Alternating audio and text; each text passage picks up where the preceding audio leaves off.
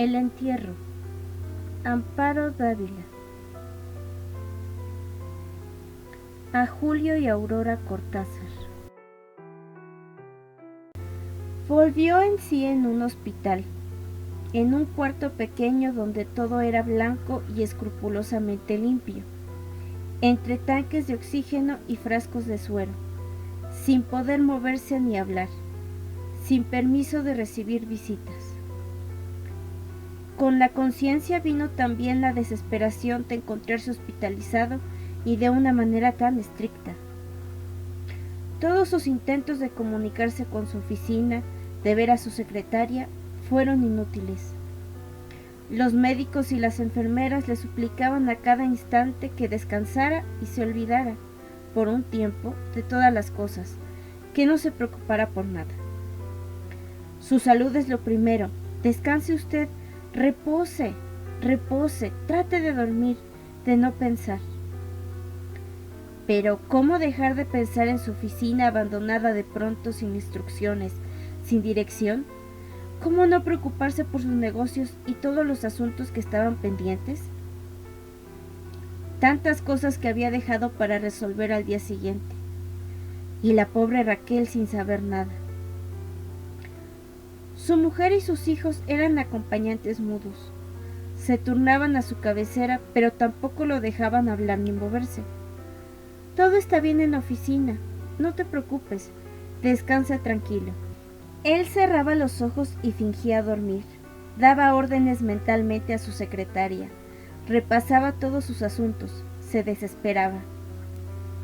Por primera vez en la vida se sentía maniatado, dependiendo solo de la voluntad de otros, sin poder rebelarse porque sabía que era inútil intentarlo.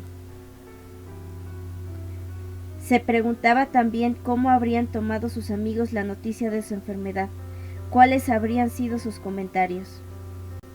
A veces, un poco adormecido a fuerza de pensar y pensar, identificaba el sonido del oxígeno como el de su grabadora, y sentía entonces que estaba en la oficina dictando como acostumbraba hacerlo, al llegar por las mañanas.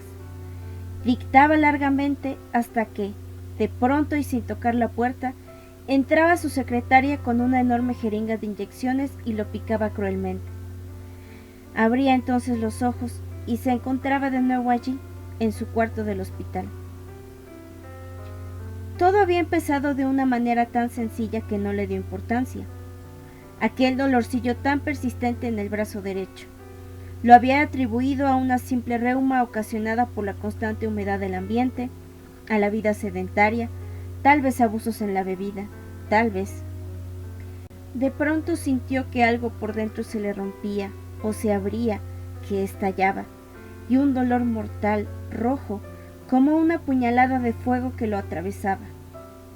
Después la caída, sin gritos, cayendo cada vez más hondo, cada vez más negro, más hondo y más negro, sin fin, sin aire, en las garras de la asfixia muda. Después de algún tiempo, casi un mes, le permitieron irse a su casa, a pasar parte del día en un sillón de descanso y parte recostado en la cama. Días eternos sin hacer nada, leyendo solo el periódico, y eso después de una gran insistencia de su parte. Contando las horas, los minutos, esperando que se fuera la mañana y viniera la tarde, después la noche, otro día, otro y así. Aguardando con verdadera ansiedad que fuera algún amigo a platicar un rato. Casi a diario les preguntaba a los médicos con marcada impaciencia cuándo estaría bien, cuándo podría reanudar su vida ordinaria. Vamos bien, espere un poco más. Tenga calma, estas cosas son muy serias y no se pueden arreglar tan rápidamente como uno quisiera. Ayúdenos usted. Y así era siempre. Nunca pensó que le llegara a pasar una cosa semejante. Él, que siempre había sido un hombre tan sano y tan lleno de actividad. Que tuviera de pronto que interrumpir el ritmo de su vida y encontrarse clavado en un sillón de descanso, allí en su casa, a donde desde algunos años atrás no iba sino a dormir, casi siempre en plena madrugada. A comer de vez en cuando, los cumpleaños de sus hijos y algunos domingos que pasaba con ellos.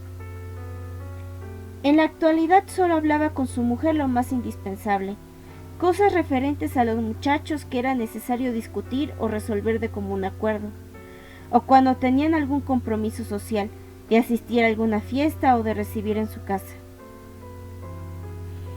El alejamiento había surgido a los pocos años de matrimonio.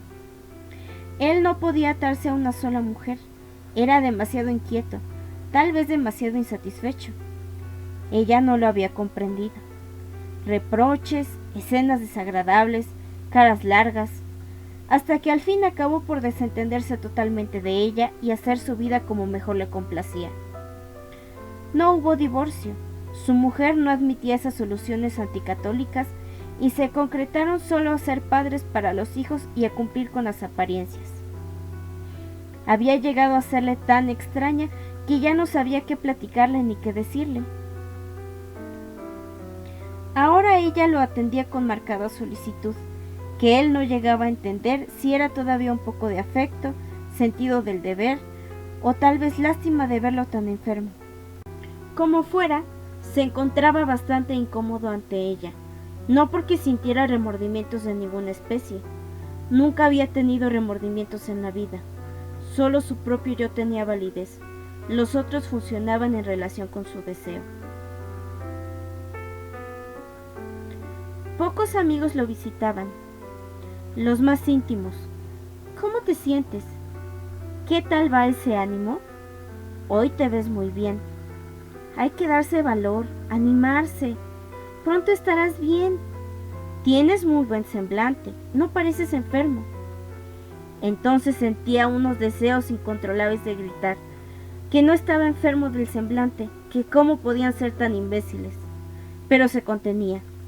Lo decían seguramente de buena fe.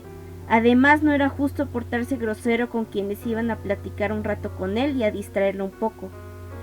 Esos momentos con sus amigos y los ratos que pasaba con sus hijos cuando no iban a clases eran su única distracción.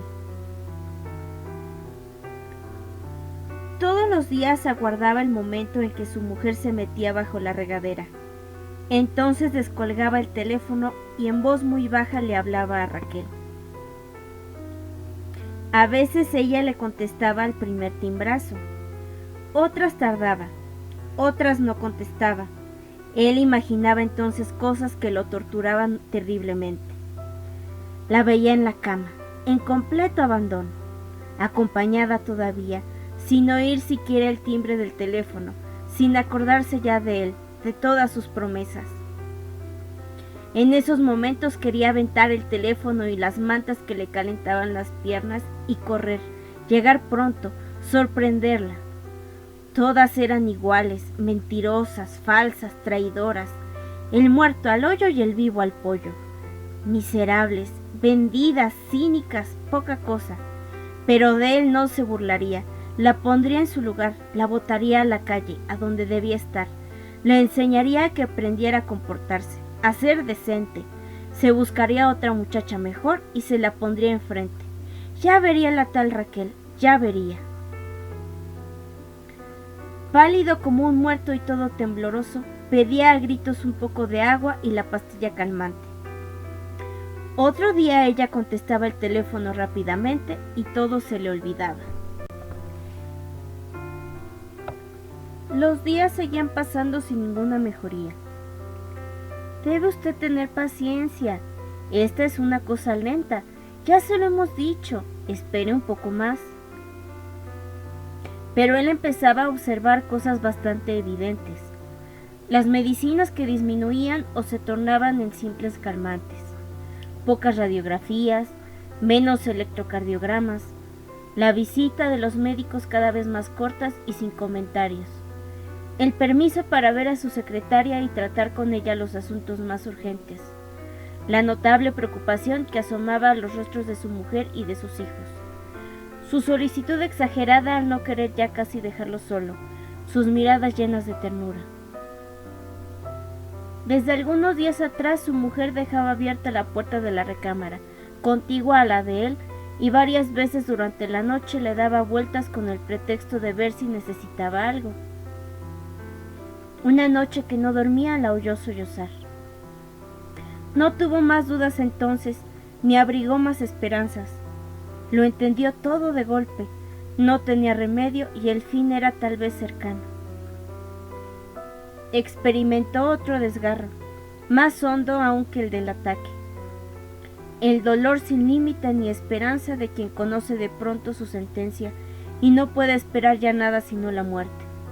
De quien tiene que dejarlo todo cuando menos lo pensaba, cuando todo estaba organizado para la vida, para el bienestar físico y económico, cuando había logrado cimentar una envidiable situación, cuando tenía 3 muchachos inteligentes y hermosos a punto de convertirse en hombres, cuando había encontrado una chica como Raquel.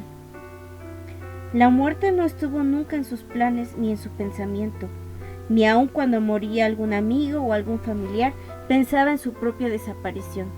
Se sentía lleno de vida y energías. Tenía tantos proyectos, tantos negocios planeados, quería tantas cosas. Deseó ardientemente, con toda su alma, encontrarse en otro día, sentado frente a su escritorio, dictando en la grabadora, corriendo de aquí para allá, corriendo siempre para ganarle tiempo al tiempo. Que todo hubiera sido una horrible pesadilla. Pero lo más cruel era que no podía engañarse a sí mismo.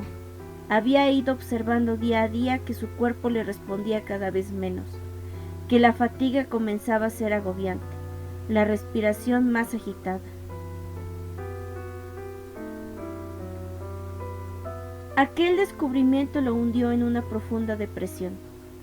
Así pasó varios días, sin hablar, sin querer saber de sus negocios, sin importarle nada.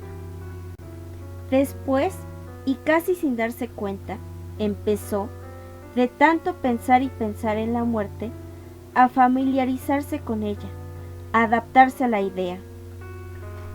Hubo veces en que casi se sintió afortunado por conocer su próximo fin, y no que le hubiera pasado como a esas pobres gentes que se mueren de pronto y no dan tiempo ni a decirles Jesús te ayude.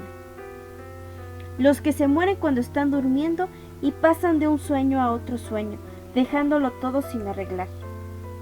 Era preferible saberlo y preparar por sí mismo las cosas, hacer su testamento correctamente y también, ¿por qué no?, dejar las disposiciones para el entierro.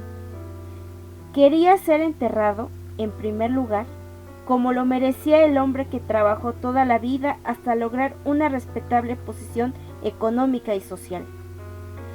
Y, en segundo término, a su gusto y no a gusto y conveniencias de los demás. Ya todo es igual, ¿para qué tanta ostentación? Son vanidades que ya no tienen sentido. Eso solían opinar siempre los familiares de los muertos. Pero para quien lo dejaba todo, sí tenía sentido que las 2 o 3 cosas últimas que se llevaban fueran de su gusto. Empezó por pensar cuál sería el cementerio conveniente. El inglés tenía fama de ser el más distinguido y por lo tanto debía ser el más costoso. Allí fue a enterrar a 2 amigos y no lo encontró mal ni deprimente. Parecía más bien un parque, con muchas estatuas y prados muy bien cuidados.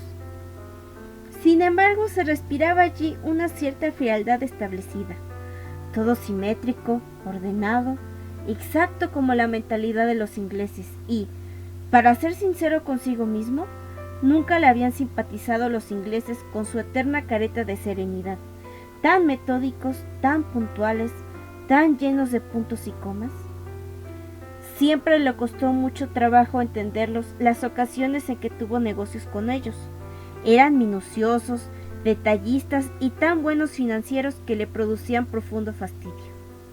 Él, que era tan decidido en todas sus cosas, que se jugaba los negocios muchas veces por pura corazonada, que al tomar una decisión había dicho su última palabra, que cerraba un negocio y pasaba inmediatamente a otro, no soportaba a aquellos tipos que volvían al principio del asunto, hacían 1000 observaciones, establecían cláusulas, imponían 1000 condiciones. Vaya que eran latosos. Mejor sería pensar en otro cementerio. Se acordó entonces del jardín, allí donde estaba enterrada su tía Matilde. No cabía duda de que era el más bonito, fuera de la ciudad, en la montaña, lleno de luz, de aire, de sol. Por cierto que no supo nunca cómo había quedado el monumento de su tía. No tenía tiempo para ocuparse de esas cosas. No por falta de voluntad, claro. Su mujer le contó que lo habían dejado bastante bien. Allí también estaba Pepe Antúnez, tan buen amigo, y qué bueno era para una copa. Nunca se doblaba, aguantaba hasta el final. Ya cuando estaba alegre, le gustaba oír canciones de Guti Cárdenas, y por más que le dijeron que dejara la copa, nunca hizo caso. Si no fuera por estas, decía levantando la copa, y una o dos cosas más, qué aburrida sería la vida. Y se murió de eso. Él tampoco había sido malo para la copa. Unos cuantos whiskies para hacer apetito, una botella de vino en la comida, después algún coñac o una crema y, si no hubiera sido porque tenía demasiados negocios y le quedaba poco tiempo, a lo mejor habría acabado como el pobre Pepe. Pensó también en el Panteón Francés.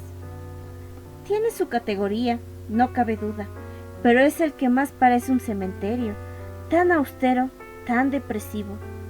Es extraño que sea así, pues los franceses siempre parecen tan llenos de vida y alegría, sobre todo ellas. René, Denise, Viviane, y sonrió complacido. Guapas muchachas. Cuando estaba por los 40 creía que tener una amante francesa era de muy buen tono y provocaba cierta envidia entre los amigos, pues existe la creencia de que las francesas y las italianas conocen todos los secretos y misterios de la alcoba. Después, con los años y la experiencia, llegó a saber que el ardor y la sabiduría eróticos no son un rasgo racial, sino exclusivamente personal. Había tenido 2 amantes francesas por aquel entonces. Viviane no fue nada serio. A René se la presentaron en un cóctel de la embajada francesa. Acabo de llegar. Estoy muy desorientada. No sé cómo empezar los estudios que he venido a hacer. Usted sabe, un país desconocido. Lo que usted necesita es un padrino que la oriente, algo así como un tutor.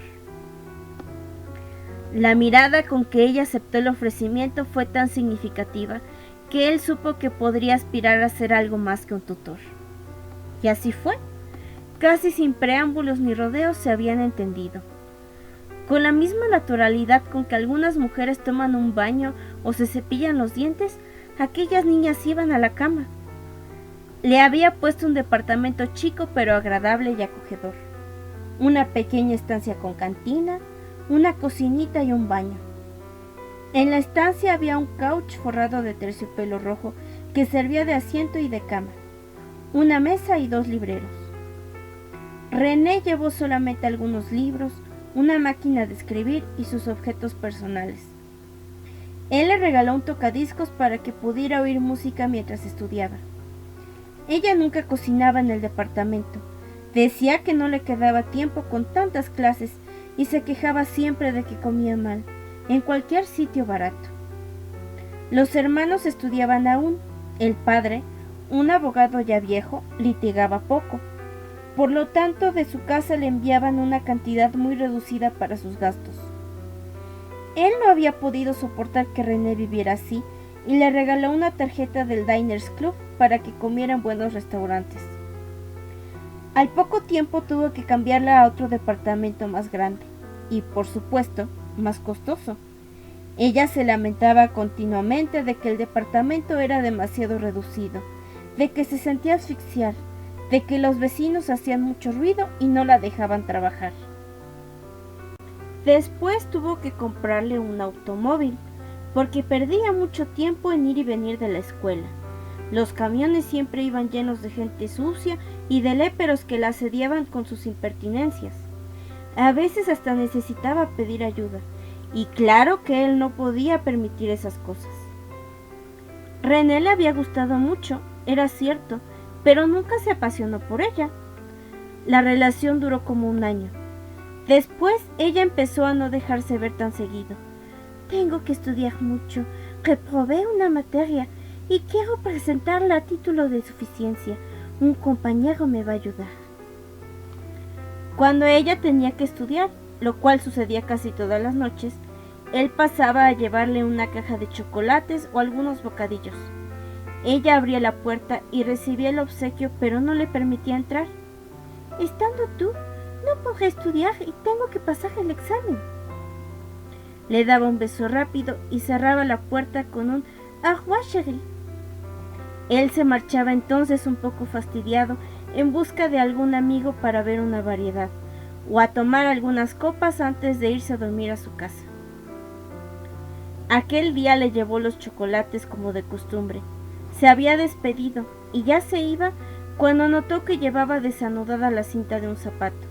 Se agachó para amarrársela, pegado casi a la puerta del apartamento. Entonces escuchó las risas de ellos y algunos comentarios. «Ya nos trajeron nuestros chocolates, pobre viejo tonto», decía el muchacho. Después más risas, después lo que había sentido. Toda la sangre se le subió de pronto a la cabeza. Quiso tirar la puerta y sorprenderlos, golpear, gritar. Y no estaba enamorado, era su orgullo, su vanidad por primera vez ofendida. Qué buena jugada le había hecho la francesita. Encendió un cigarrillo y le dio varias fumadas. No valía la pena. Había reflexionado de pronto. Solo quedaría en ridículo, o a lo mejor se le pasaba la mano y mataba al muchacho. Y entonces, ¡qué escándalo en los periódicos! Un hombre de su posición engañado por un estudiantino. Daba risa. Sus amigos se burlarían de él hasta el fin de su vida. Ya se lo imaginaba. Además, toda la familia se enteraría. Los clientes que lo juzgaban una persona tan seria y honorable. No, de ninguna manera se comprometería con un asunto de tal índole. Tomó el elevador y salió del edificio. Estacionó su carro a cierta distancia y esperó fumando cigarrillo tras cigarrillo. Quería saber a qué hora salía el muchacho para estar totalmente seguro. Esperó hasta las 7 de la mañana. Lo vio salir arreglándose el cabello, bostezando. Después ella lo había buscado muchas veces. Lo llamaba a su oficina, lo esperaba a la entrada, lo buscaba en los bares acostumbrados. Él permaneció inabordable. Ya no le interesaba. Había miles como ella, o mejores. Denise no significó nada. Se acostó con ella 2 o 3 veces, y era mucho, pues todos sus amigos y casi media ciudad habían pasado solo una vez por su lecho. Tenía la cualidad de ser muy aburrida y la obsesión de casarse con quien se dejara. Además era larga y flacucha, no tenía nada. Se decidió finalmente por el cementerio jardín. Quedaría cerca de su tía Matilde. Después de todo, ella fue como su segunda madre. Lo había recogido cuando quedó huérfano y le dio cariño y protección. Ordenaría que le hicieran un monumento elegante y sobrio, una lápida de mármol con el nombre y la fecha. Compraría una propiedad para toda la familia, que pasaran allí a la tía Matilde y a sus hermanos. Comprar una propiedad tenía sus ventajas. Como inversión era bastante buena, pues los terrenos suben de precio siempre, aun los de los cementerios. Aseguraba también que sus hijos y su mujer tuvieran donde ser enterrados. No sería nada difícil que acabaran con la herencia que iba a dejarles. Había visto tantos casos de herencias cuantiosas dolorosamente dilapidadas. Su ataúd sería metálico, bien resistente y grande. No quería que le pasara lo que a Pancho Rocha. Cuando fue a su velorio tuvo la desagradable impresión de que lo habían metido en una caja que le quedaba chica. Pediría una carroza de las más elegantes y caras para que las gentes que vieran pasar a su entierro dijeran: debe haber sido alguna persona muy importante y muy rica. En cuanto a la agencia funeraria donde sería velado, no había problema. Galloso era la mejor de todas. Estas disposiciones irían incluidas en el testamento que pensaba entregar a su abogado y que debería ser abierto tan pronto él muriera, para darle tiempo a la familia de cumplir sus últimos deseos. Los días empezaron a hacérsele cortos. A fuerza de pensar y pensar se le iban las horas sin sentir. Ya no sufría esperando las visitas de los amigos. Por el contrario, deseaba que no fueran a interrumpirlo, ni que su secretaria llegara a informarlo o a consultarle cosas de sus negocios. La familia comenzó a hacerse conjeturas al observar el cambio que había experimentado después de tantos días sumido en el abatimiento. Se le veía entusiasmado con lo que planeaba. Sus ojos tenían otra vez brillo. Permanecía callado, era cierto, pero ocupado en algo muy importante. Llegaron a pensar que estaría madurando alguno de esos grandes negocios que solía realizar. Para ellos este cambio fue un alivio, pues su depresión les hacía más dura la sentencia que se cernía sobre él. Comenzó por escribir el testamento. Las disposiciones para el entierro las dejaría al final, ya que estaban totalmente planeadas y resueltas. La fortuna, fincas, acciones, dinero en efectivo, sería repartida por partes iguales entre su mujer y sus 3 hijos. Su mujer quedaría como albacea hasta que los muchachos hubieran terminado sus carreras y estuvieran en condiciones de iniciar un trabajo. A Raquel le dejaría la casa que le había puesto y una cantidad de dinero suficiente para que hiciera algún negocio. A su hermana Sofía, algunas acciones en petróleos. La pobre nunca estaba muy holgada en cuestión de dinero, con tantos hijos y con Emilio que casi siempre terminaba mal en todos los negocios que emprendía. A su secretaria le daría la casa de la Colonia del Valle. Había sido tan paciente con él, tan fiel y servicial, tenía casi 15 años a su servicio. Su hermano Pascual no necesitaba nada, ya que era tan rico como él. Pero su tía Carmen sí, aunque era cierto que nunca tuvo gran cariño por aquella vieja neurasténica que siempre lo estaba regañando y censurando. En fin, así era la pobre, y ya estaba tan vieja que le quedaría sin duda poco tiempo de vida, que por lo menos ese tiempo tuviera todo lo que se le antojara. Tardó varios días en escribir el testamento. No quería que nadie se enterara de su contenido hasta el momento oportuno. Escribía en los pocos ratos en que lo dejaban solo.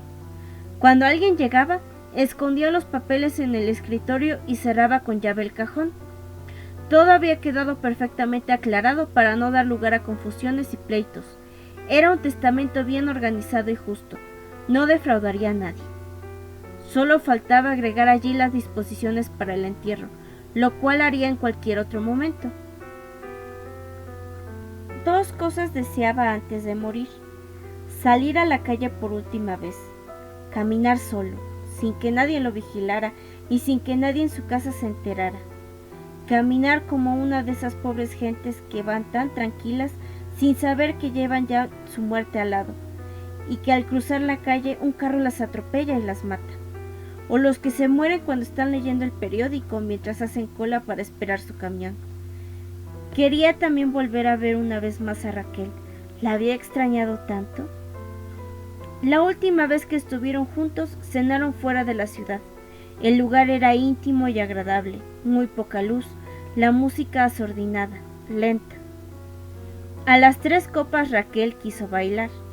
Él se había negado. Le parecía ridículo a su edad. Podía encontrarse con algún conocido. Eso ya no era para él. Pero ella insistió y ya no pudo negarse.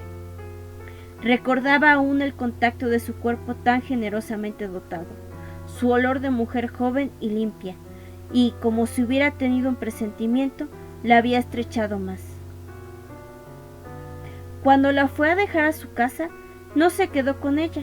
No se sentía bien, tenía una extraña sensación de ansiedad, algo raro que le oprimía el pecho, lo sofocaba y le dificultaba la respiración. Apenas había podido llegar a su casa y abrir el garaje. Cumpliría estos deseos, sin avisarle a nadie, se escaparía. Después de la comida resultaría fácil.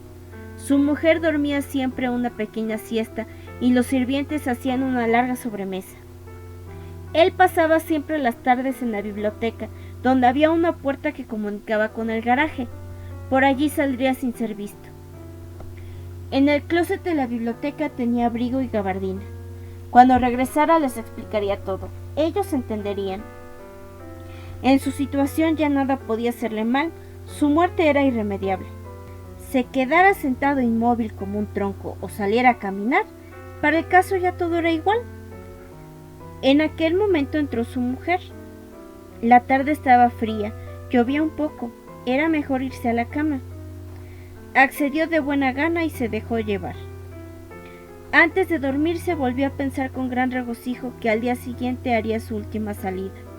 Se sentía tan emocionado como el muchacho que se va por primera vez de parranda. Vería a Raquel, vería otra vez las calles, caminaría por ellas.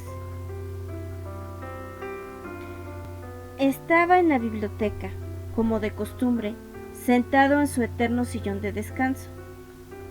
No se escuchaba el menor ruido. Parecía que no había un alma en toda la casa. Sonrió complacido. Todo iba a resultarle más fácil de lo que había pensado. Eran cerca de las 4 de la tarde cuando se decidió a salir.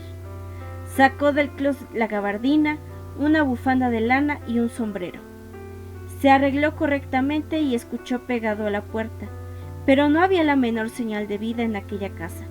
Todo era silencio, un silencio absoluto. Bastante tranquilo salió por la puerta del garaje, no sin antes haberse colocado unos gruesos lentes oscuros para no ser reconocido. Quería caminar solo. La tarde era gris y algo fría, tarde de otoño ya casi invierno.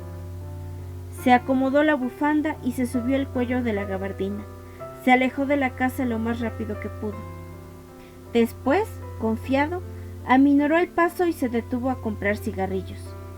Encendió uno y lo saboreó con gran deleite. ¿Tanto tiempo sin fumar? Al principio les pedía siempre a sus amigos que le llevaran cigarrillos. Nunca lo hicieron. Después no volvió a pedirlos. Caminó un rato sin rumbo, hasta que se dio cuenta de que iba en dirección contraria a la casa de Raquel y cambió su rumbo. Al llegar a una esquina se detuvo. Venía un cortejo fúnebre y ya no le daba tiempo de atravesar la calle. Esperaría. Pasaron primero unos camiones especiales llenos de personas enlutadas. Después siguió una carroza negra, nada ostentosa, común y corriente, sin galas. Debía ser un entierro modesto. Sin embargo, detrás de la carroza, varios camiones llevaban grandes ofrendas florales, coronas enormes y costosas. Entonces se trataba de alguna persona importante. Venía después el automóvil de los deudos, un Cadillac negro último modelo, igual al suyo. Al pasar el coche pudo distinguir en su interior las caras desencajadas y pálidas de sus hijos y a su mujer que, sacudida por los sollozos, se tapaba la boca con un pañuelo para no gritar. Fin del entierro, de Amparo Dávila.